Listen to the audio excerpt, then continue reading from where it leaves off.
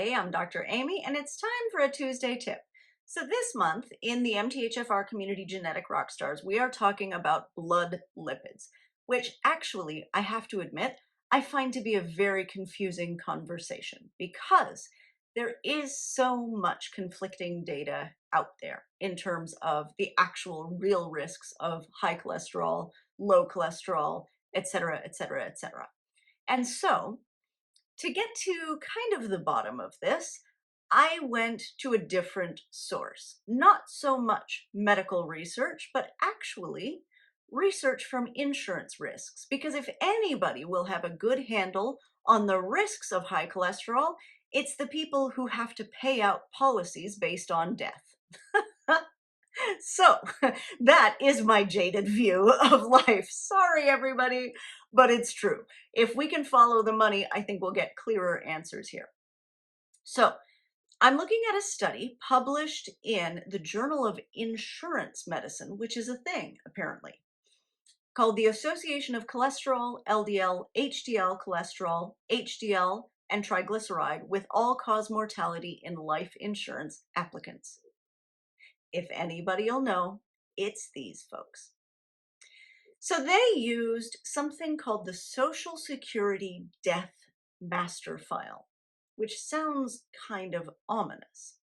And they looked at 1,488,572 life insurance applicants from whom blood samples were submitted to a reference lab.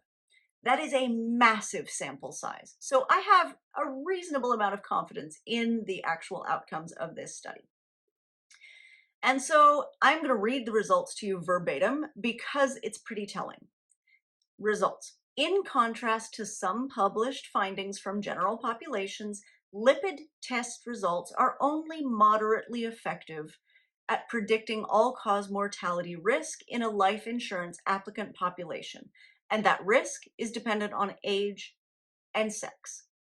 At ages below 60, HDL, high-density lipoprotein values, are associated with a J-shaped mortality curve. So that means very low HDL has a spike in risk, then the risk drops in the middle, and very high HDL has a spike in risk. That's not something we talk about very much.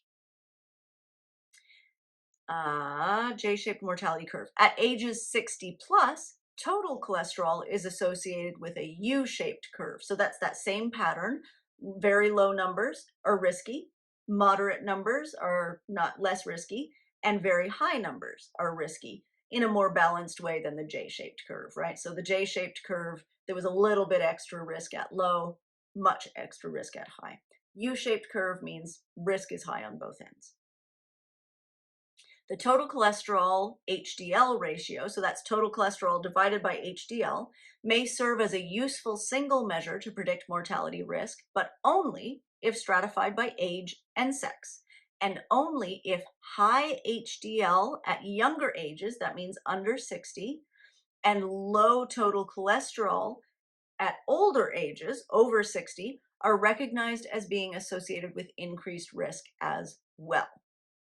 Using LDL or non-HDL cholesterol instead of total cholesterol does not improve the predictor of risk. Neither does using total cholesterol or triglyceride values. So the actual conclusion, the bottom line here is total cholesterol over HDL ratio is the best single measure of all-cause mortality risk among the various lipid tests, but is useful only if viewed on an age and sex-specific basis and is only a moderate risk predictor. Now, this doesn't jive with what a lot of doctors say, because a lot of doctors get really hyper-focused on cholesterol levels, right? Cholesterol must be kept normal, la, la, la, la, la. It's huge and hyper.